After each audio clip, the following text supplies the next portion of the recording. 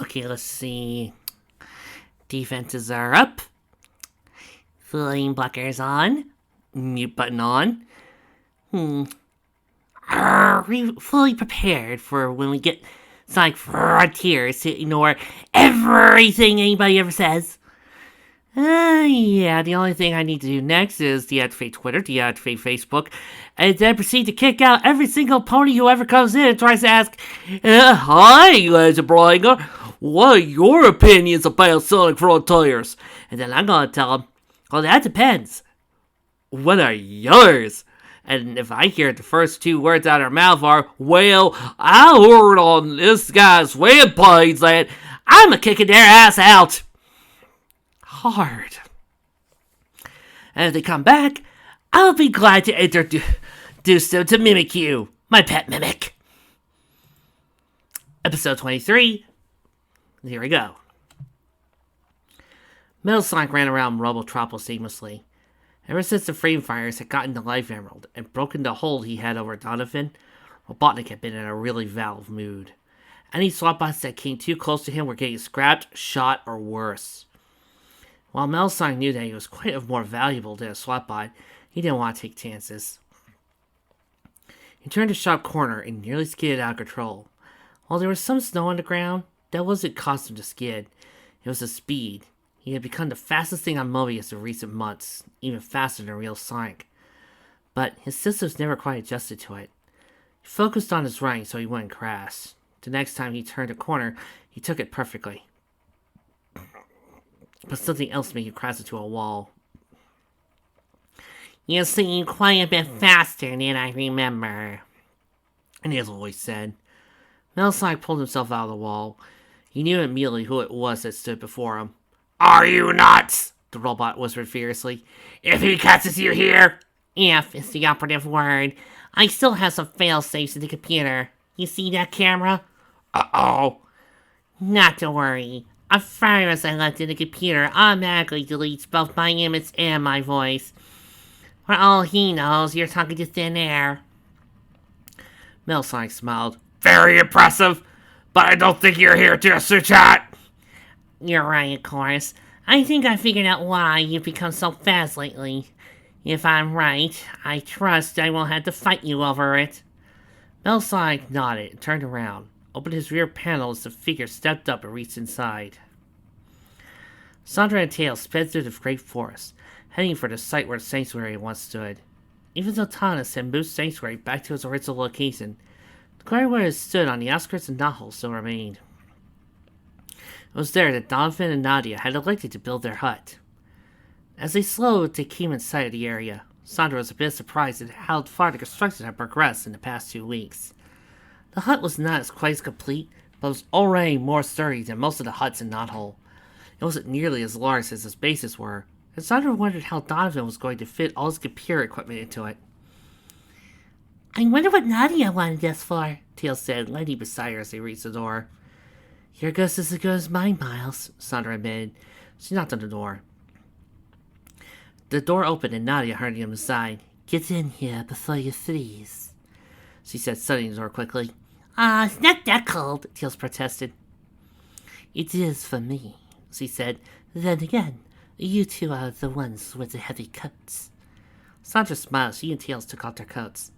Where's Donovan? Throwing her coat over the back of the chair. Looking on the computer. He's trying to install the voice and personality software from his main base. What the hell's going on here? Nadia and Sondra both were directed at the voice. Sounded like Donovan's computer, but neither one could remember it talking like that. Tails, oblivious to the chains, just looked at the other two. What? I see it's not going well, Sondra said. Are we there yet? The computer's voice came again. Sounded like an annoying child. Nadia winced. That's an understatement. Let's see what we can do to help. She led the way into the main room, where Donovan was sitting at a small mainframe, typing away furiously. Any idea? Nadia asked. Get your grubby hands off of my keyboard, the computer interrupted. And now it has to be fumigated. What do you think? Donovan asked as Sondra and Tails stifled a laugh. Let me handle this. Nadia said, walking next to the table where the computer sat. Oh, great. Not another infected creature touching my keyboard, the computer said. Have you ever heard of soap and water? Who said anything about touching your keyboard? Nadia said sweetly. Without warning, she lashed out with her fist and slammed it down on the computer. The computer screen scrambled. Did you have to hit me so hard? It asked after the screen cleared. Sometimes you had to be in a computer to understand one, Nadia said. Donovan stared over at Nadia. Why couldn't you have done that 15 minutes ago? Nadia jumped lightly into his lap and hugged his neck. Maybe because I enjoy seeing you scram. Donovan tried to get mad, but he couldn't hold it. I just can't do it, he said, hugging her back. I know, Nadia murmured, and I plan to take full advantage of it. Hello, Teal said, getting annoyed. You're still here, you know. Oh, sorry, Nadia said, but she didn't look sorry. Again, I hate to be the one annoyed by this, but okay, so we treated it like this was this big thing that Sonic and Sally couldn't fuck before marriage. Yet Nadia and Donovan are allowed to fuck like crazy? I don't know if this is preferentialism for the OCs or mixed messages. I'm not completely sure here. Listen, we're here for another reason. Sally finally pinpointed the Wind Emerald's location. Donovan and Nadia grew abruptly serious. I was wondering how long it would take you, Donovan said. You mean you knew? Tails asked. Why didn't you say anything? You are on our side now, aren't you? Of course I am. It's just that I'm not used to being on anyone's side. I've also been distracted, you know. I can guess, Sondra said, looking at Nadia. Nadia and Donovan blushed beet red. Not like that, Donovan protested. Well, not all the time. To be honest, we spent most of our free time building nests and trying to track down Kavanoff. Which reminds me, computer, how long before the uplink to the main consoles are in place? About 5 hours, Donovan, the computer answered. Uplink? Sondra asked. We don't have the room for other stuff here, Nadia said. And even if we did, the race would probably be over before we got everything moved and operational. So I suggested having a small terminal here, while keeping the bulk of his stuff at the main base. Makes sense, but I guess you two wouldn't be interested in coming along. Well, we do have 5 hours before we can do anything, Nadia began, but then got a slight smile. But I think we'll be busy in another way. Donovan smiled, held her closer. I don't think I'll miss this kind of work. Let's go, Teal said, dragging Sondra out of the room. Those two are hopeless. Again! So it's okay for these two to have sex before marriage, but heaven forbid! Like, really?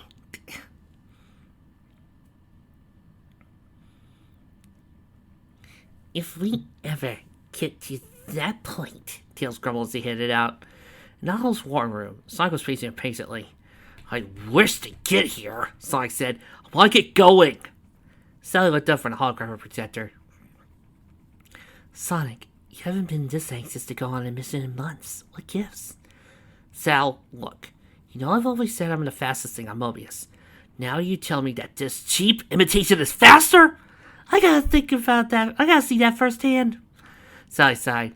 Sonic, we both know it's because of the Wind Emerald, she began soothingly. Sonic cut her off. Sal, we both know my speed is important, especially once all the emeralds are claimed and we can go all out again. If he's gotten faster than me, how are we going to compete? You have a point, Sally admitted grudgingly, but I get a feeling it's a matter of pride to you. Of course it is. My speed is the thing I'm second most proud of. Second? What's the first? Sonic didn't say a word. All he did was point the ring at Sally's left hand. Sally blushed a little and looked back at the holograph. Nearby, Bunny and Antoine chuckled. He's got your letter, Sally girl, Bunny said, smiling. Ooby, Antoine said. It is only natural for an enemy to be proud of his love, especially when he has consented to wed. Bunny smiled at Antoine. Are you saying you're more proud of me than anything else? Do you even have to ask? Okay, enough you two, Sally said. We had to concentrate on getting this emerald. This will be our first concerted emerald to get one of Robotnik's emeralds. Sondra got lucky. I don't want to rely on luck. Did I hear my name? Sondra asked, bursting through the door with Tails right behind her. For those of you who are keeping count, Robotnik's 3 emeralds are currently still MIA. Team Sonic currently has life, earth, water, while Robotnik currently has fire. Great day, Princess, Uncle Chuck said. We were just talking about you. Any luck getting Donovan and Nadia to come with us? Sally asked. Nope, Tails replied. They're busy working on some things. Looks of jealousy crossed many faces at the remark, but he quickly passed. You ain't the only one, sister. Looks like we're going to have to do this with only 5 teams then. Sally muttered.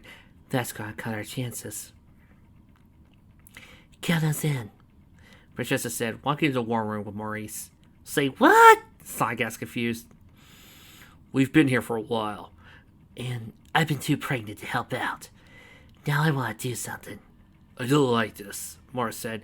It's only been a month since you gave birth. Was I any easier with Sonic? No, Morris conceded. In fact, you were worse. But then we had my brother to take care of him. He'll stay behind, Uncle Chuck offered. Might give me a chance to get to know my niece better. Sally shook her head. Sorry, Uncle Chuck. We need you out there in case something goes wrong. You have those scramblers ready, right?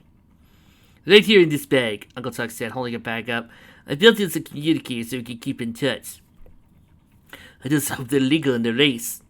I don't see why not, Rara said. All we're doing is disabling the robots, not taking it out of commission prominently.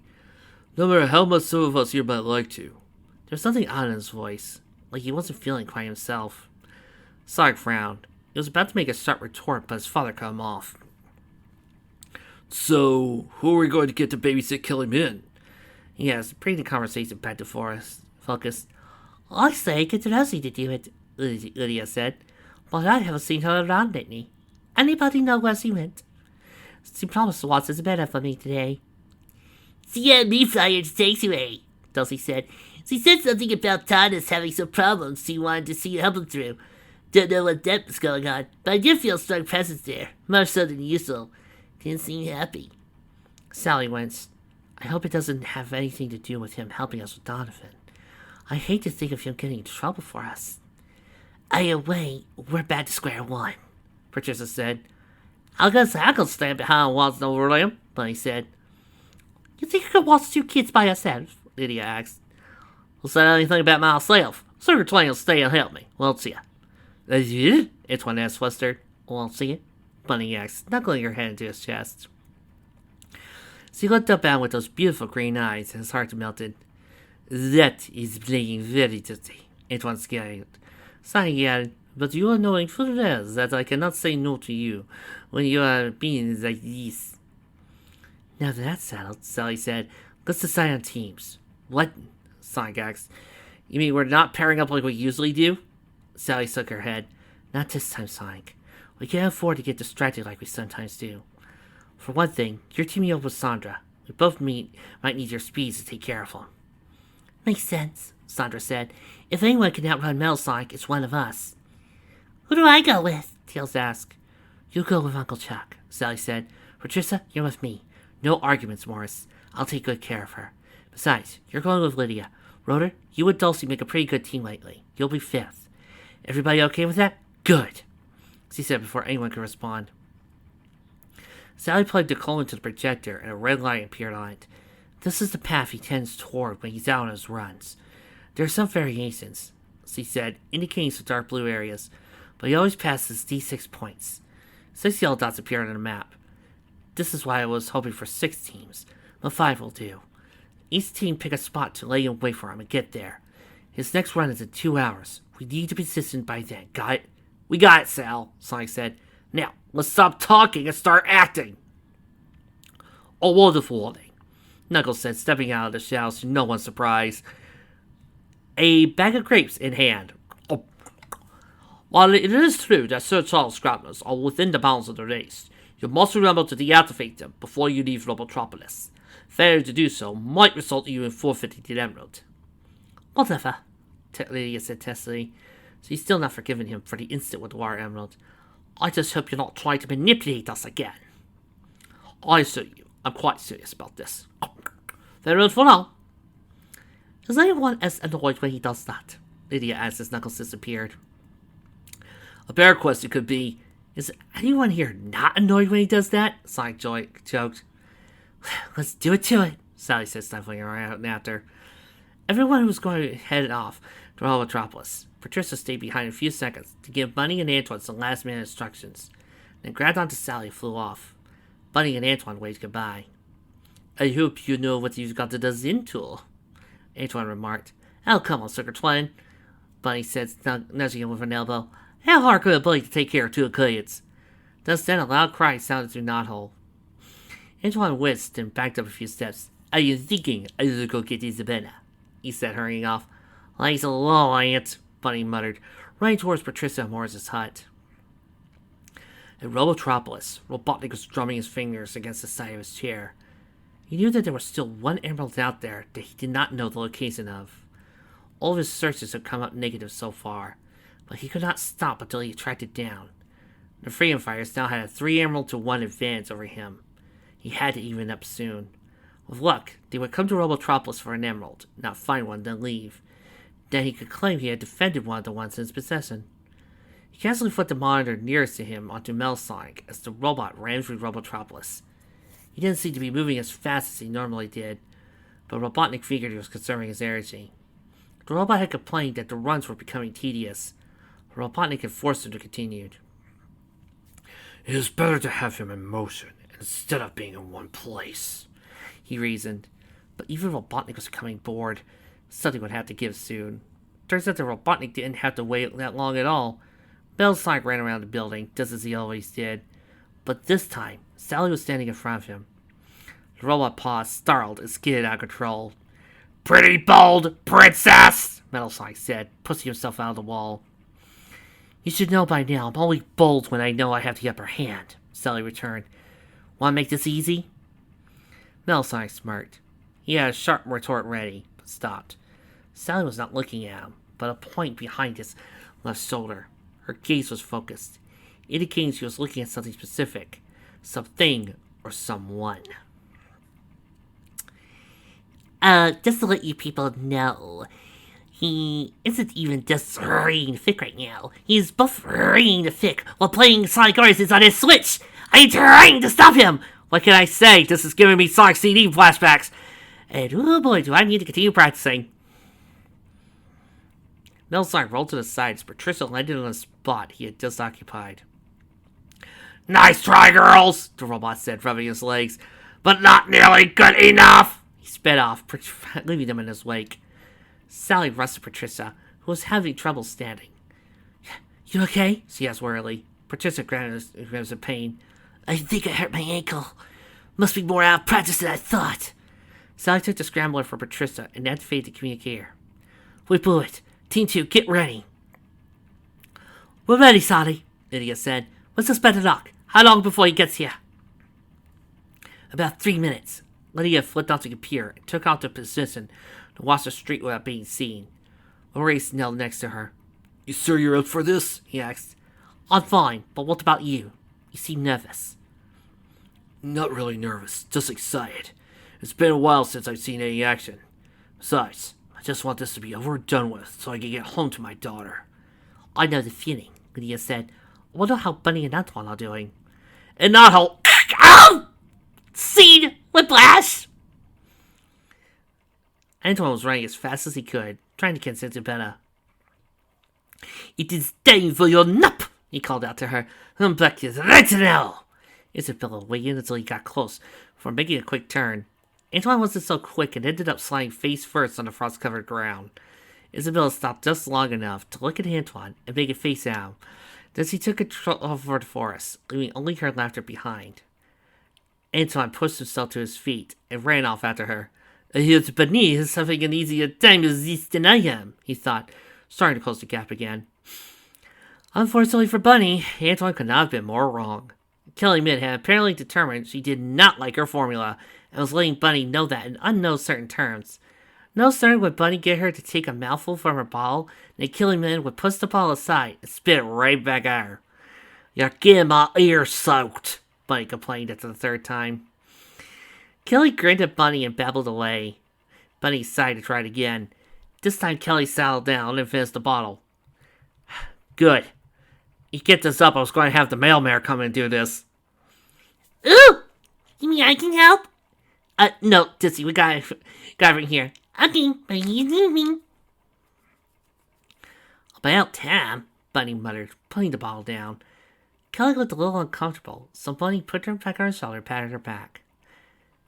Kelly belched once. They made a sound somewhere between a belch and a cough. Bunny's ears went off in surprise. Then her eyes went wide with disgust as she felt liquid travel down her back. She held Kelly at arm's length and saw some of the milky formula dribbling from her mouth. "Are you?" she exclaimed, sitting baby in her crib. Kelly laughed and clapped her little hands as Bunny ran for a towel. "Excuse me, guys, I need to go hug the little brother." "Ditsy, you're a mom, take over." Ooh, I never get to do this. Okay, you're saying it's easier than I thought, Bunny said, wiping off her back as best as she could. Maybe Antoine's right about not being ready yet. Bunny sighed and walked out the window. "I'll get the hang of this if it kills me," she said, determined. She marched back towards Kelly Man and picked her up. "All right, you," she said. "It's nap time." Oh, she is gonna be in for a weird awakening. I mean, I tried telling that to Dinky when she was little. Didn't work. "Okay, Ditsy, I'm back. Thanks for the assist." You're welcome. Back in Robotropolis, Metal Sonic continued along his run, now searching carefully for freedom fires. He was already half through his run, so it didn't make sense to turn back. Besides, that might be what they expected him to do. Dumb! But they thought he would lay down without a fight. They had another thing coming. His audio sensors picked up voices from the side of the road. There were definitely two of the freedom fighters, and they seemed to be arguing. His main computer told him he could continue on and lead them to their bickering, but he did have a sense of curiosity. He stopped to see what the argument was about. "Lydia, you still no longer listen to me," Morris said. "I've been doing this a lot longer than you have." "Maybe," Lydia said, "but you've also been out of it longer than I have. I should be the one telling you." Metal Sonic watched their argument, smiling. The race was starting to tear the freedom fighters apart, and it made him very happy. Without their organized resistance, there would be an easy victory. He scowled for a moment, not liking the idea of Robotnik winning, but then he just settled back to watch. Lydia threw up her arms in exasperation, so he flew through her hand and struck the robot in the chest. Metal Sonic yelled as electricity coursed through his metallic body. Frantically, he grabbed the device and ripped it off. "Grab him!" Morris yelled, tackling Metal Sonic. Lydia followed suit, and he forced the robot to the ground. "Hands down!" Lydia called, trying to turn Metal Sonic over to get at their access panel. "I don't think so!" Metal Sonic said, curling up into a ball. He steadied his metal quills into Morris's and Lydia's hands and rolled away, moving almost as fast as he did when he ran. Morris quickly bandaged his hands and held Lydia with hers. "We almost had him," he said. "It was a good plan," Lydia said, wincing. "Too bad I threw it somewhere he could reach it." Lydia picked up the scrambler, but saw it was busted. "Great," she muttered. "Now we're going to tell the next team to get ready." Morris sighed. "Let's just hope they're keeping on the lookout for him." Rotor and Dulcie had their ambush ready for Metal Sonic, but he had no idea he was on his way. Hope he gets here soon," Runner complained. What's with you lately? Dulcie asked. You've been on edge since the last month or so. What gives? "Huh? Oh, it's nothing, Dulce," Runner said, looking down.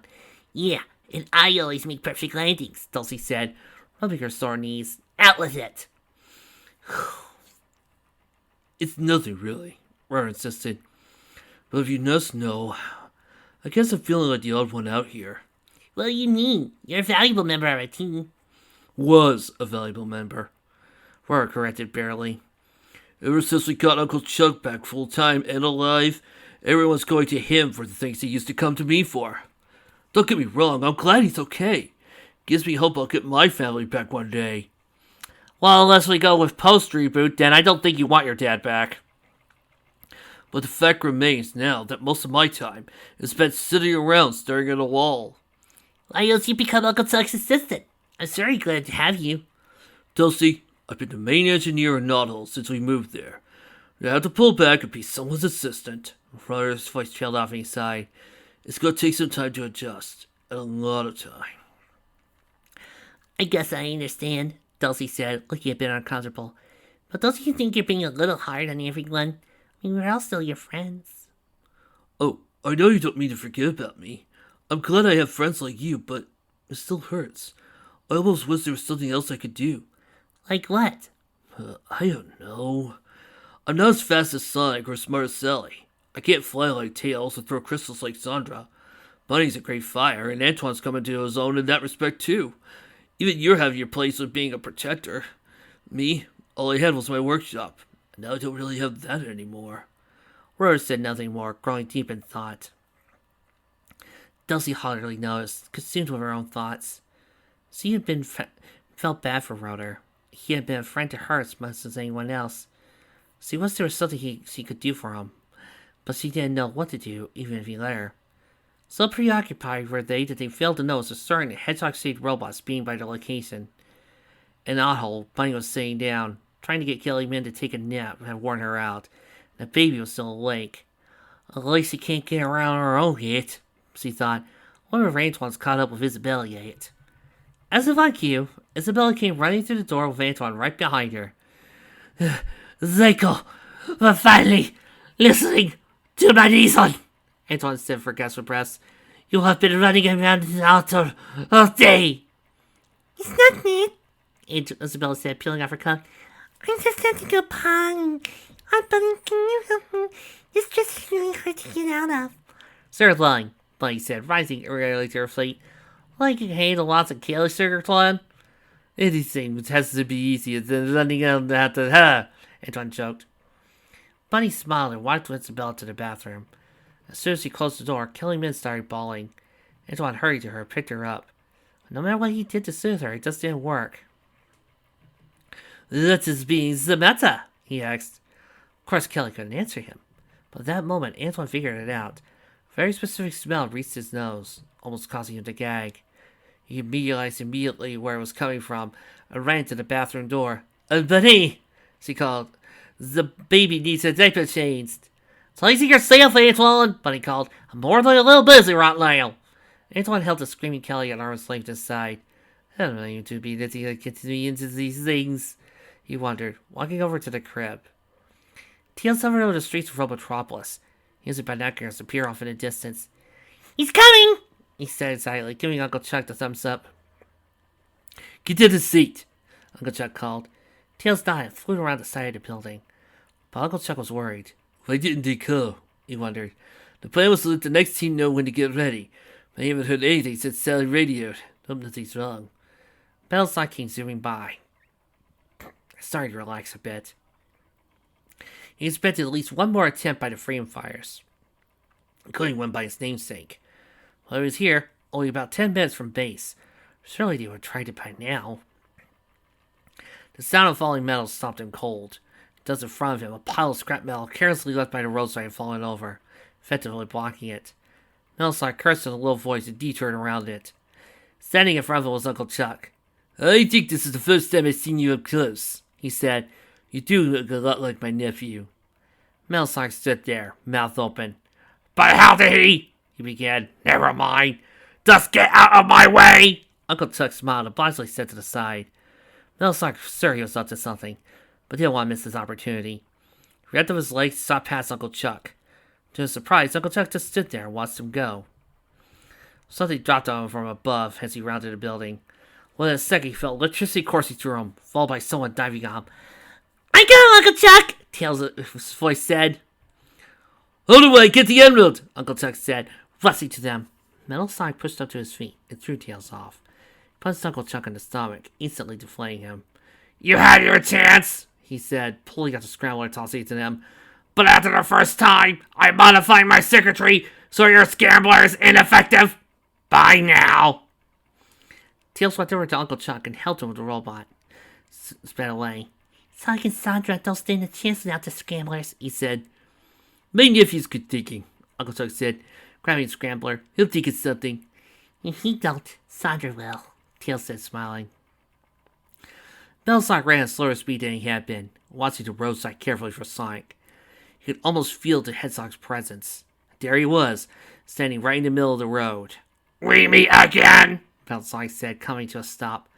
You gonna try to scramble me too? Sonic looked at the scrambler in his hand and tossed it aside. I won't even bother, he said. Do you concede? Sonic shook his head, expressing very serious. Look, we both know that if we fight, Knuckles is going to interfere eventually. You'll declare a winner, and nothing will be settled between us. What do you suggest? Now we get down to the real fight! The last Sonic will be the winner. What? You say this planet's not big enough and one of us has to go? Well then, I agree! You may know everything that I'm going to do, but I know everything that you're going to do. Strange, isn't it? Okay, Tracy doesn't know. Do you in the audience know that counts as a meme? Because Tracy's sincere. It's one of his favorite moments from the Sonic movie, and he loves quoting it. So Tracy has no idea if she should set the scanners for that one.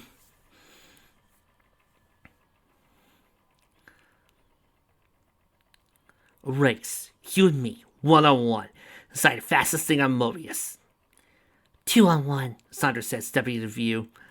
You got to get one emerald, so you gotta race us both.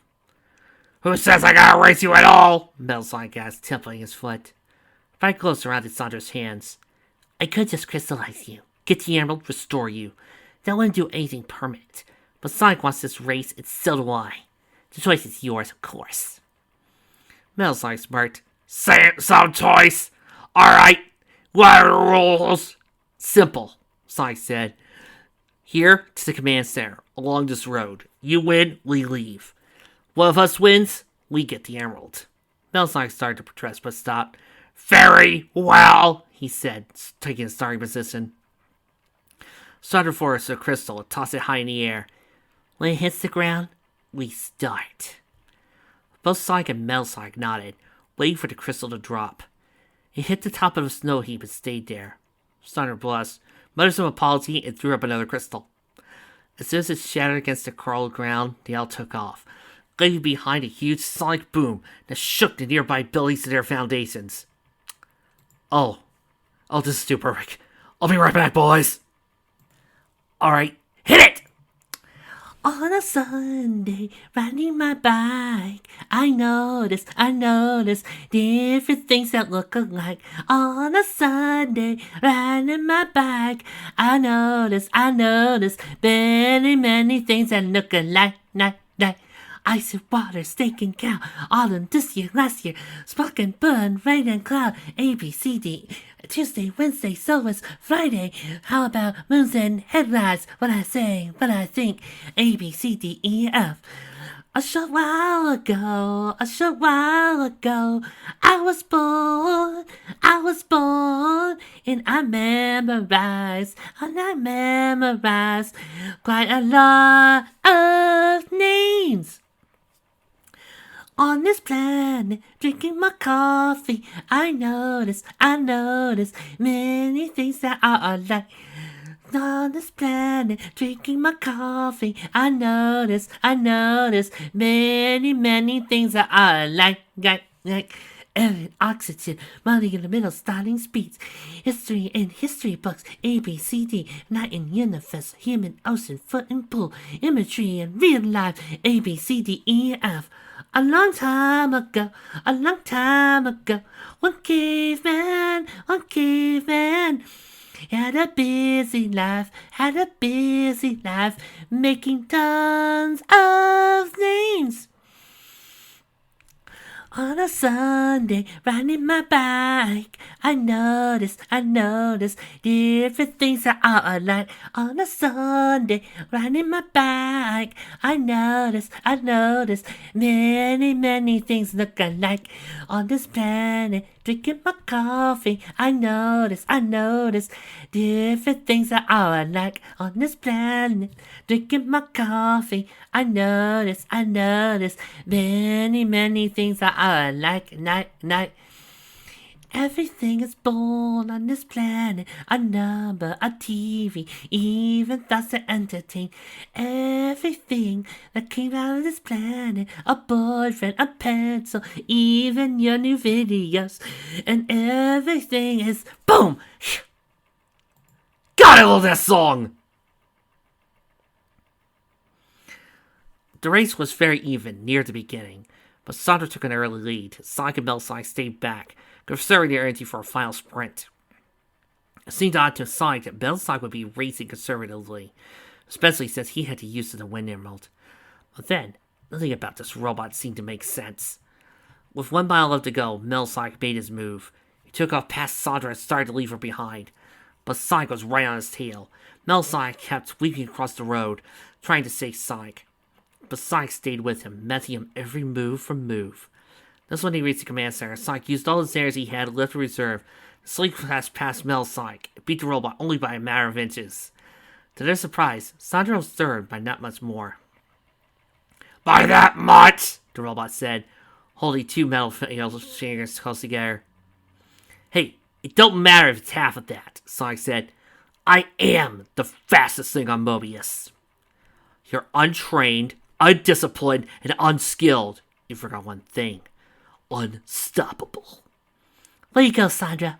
Sonic, Sondra said, giving him a high five. You know, if you two had waved any more, I could have beaten you both. In your dreams, Sonic said, laughing. Now, if you'll abide by our deal, he said, turning to Metal Sonic. But of course, Metal Sonic said, turning around and opening his access panel.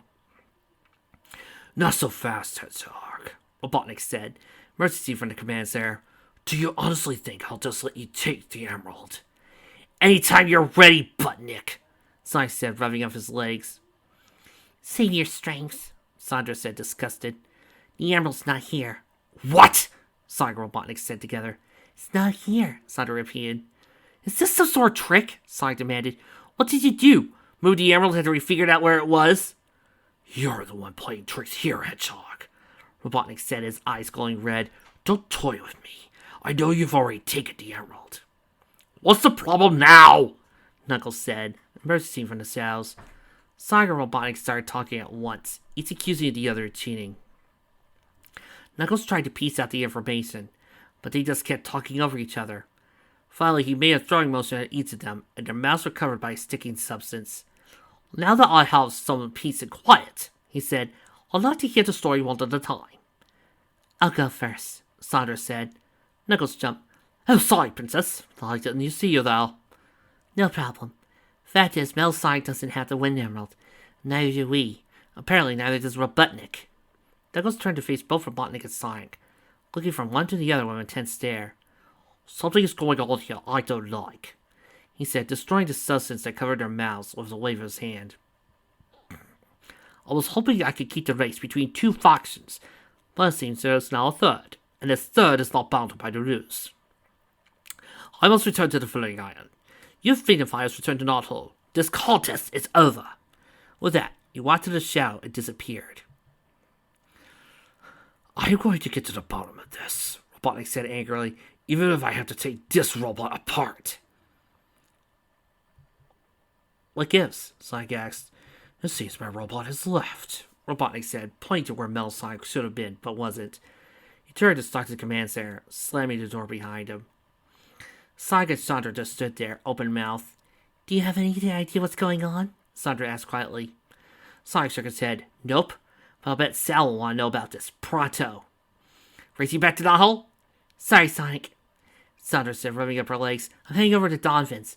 If anyone knows what's going on, he will. All right, see you later. The 2 Hedgehogs sped off, parting ways after they left Robotropolis. Sally paced around the meeting place, getting more worried with each step. Where are they? She wondered. We should have heard something from them by now. Patricia sighed. Sally, come with me. You need to burn off some energy. Besides, I want to check on my baby, and I'm still having a little trouble walking. You coming, Lydia? Sure, Lydia said. I think it's better than waiting around here. The three women walked off, heading for Patricia's hut. So what keeps Sally? Lydia asked. I can't help but thinking what Sonic said earlier, she said. Maybe I was wrong to mess with the way we usually team up. We might have worked better if I just left you well enough alone. You felt like you were doing the right thing, Sally, Patricia said, forcing a smile. It was a good idea, I guess. Sally shook her head. I tried to do much, and now it might cost us an emerald, or worse. Then, just learn from your mistakes, Lydia said encouragingly. After all, it's not what being a leader is about. Sally mulled it over. I didn't think of it like that, she said.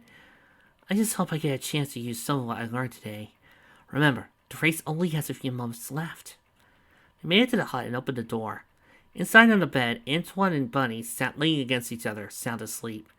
Kellyman and Isabella were on their laps, also sound asleep. Looks like they wore each other out, Patricia whispered, smiling. Heaven wasn't too much for them, Lydia whispered. They looked all happy so. Yo, Sal! Sonic yelled, bursting through the door. We need to talk, now! Shh! Sally tried to set Sonic up, but it was too late. Bunny, Antoine, Isabella, and Kellyman all woke up with a start. But while Bunny and Antoine merely looked around confusedly, Isabella and Kellyman started crying at the top of their lungs. And yes, dear chill audience, it's how Sonic died. Lydia and Patricia hurried up and scooped their daughters into their arms, trying to calm them. Bunny and Antoine slowly turned their heads to glare at Sonic. You wanted to say something, Sonic? Sally asked, oblivious to the fact that Bunny and Antoine were getting up. Later, Sal, Sonic said, not oblivious at all. I think I better leave now, while I still can! Get it back here! Bunny and Antoine roared. Antoine ran after Sonic as best as he could, while Bunny ran inside her hut. She emerged a couple of seconds later with two swords, one of which she tossed to Antoine. Sonic tried to run away, but Bunny and Antoine kept coming to escape. You might want to go save your fiancé before you become a widow, before you're even married, Lydia said, smirking. Sally took off after them. She really didn't think they'd hurt Sonic, but why take chances? Sondra burst into Donovan's hut, not even bothered to look. Wake up, you two! She said, slamming the door behind her. There's a bit of a problem. Wait up there! Nadia called. It'll be out in a bit! No time! She said, walking right into the bedroom. Nadia yelled at anger, pulled the blanket up around her and Donovan. Can't this wait until we get dressed? Sorry, but seeing as the wind emerald was gone before we even got there, not even Knuckles has an idea where it got to. I'm a little short-tempered right now. Is it us? Nadia asked, calming down at once. Donovan, do you have any idea what happened? Donovan sat up, still covered by the blanket. He leveled a cool gaze at Sondra. Sondra waited for him to say something. Well? She asked when he didn't. You mean to tell me you don't have a clue? Donovan asked. Would I be here if I did? First of all, calm down. Second of all, seeing that Metal Sonic didn't have the emerald, that means someone would have to be able to get it from him without Robotnik knowing. Do you know what anyone other than a frame fire is capable of that? The only one who would have an easy time getting anything from that robot would be... Oh no, she said, realization hitting her like a lead weight. Correct, Donovan said simply. Everyone's gonna hate this, Sondra muttered. I got a feeling Robotnik's gonna hate it even more. At that exact moment, Metal Sonic came upon a small hole in the ground, covered by an illusion generator. He was able to see right through it, but be able to fool even Robotnik unless he was searching for it. He looked around to make sure no one was watching, then sunk down. You could have used the lammer, Nadia's voice said to him as he landed. You can't afford to get damaged here, especially since we don't have anything to repair you with. I'm fine, Metal Sonic said. Just out of favor for a certain fat boy, stiffly shrugged. That's not your concern any longer. I think I might have found a way to harness the Wind Emerald's power to our advantage. That's great. So when are we going after the other ones? I say we lay low a little, Dorian said from a nearby chair. Sonic's not stupid, neither's Robotnik. They have to have figured out by now we're behind all this. Let them get back to fighting each other. Then we make our move against Robotnik. Why not the freaking fires too? They have more emeralds from what I understand. We have to make sure to take Robotnik out of the picture. Then we go after the others. Besides, I'm not convinced attacking Knothole is a great idea. Is that your brain talking or your heart? Sniffly asked. Both. But it's my honor I listen to. You should know that. Sniffly nodded. Still, you're probably right. We'll play a part in all of this eventually, even if we weren't the original participants.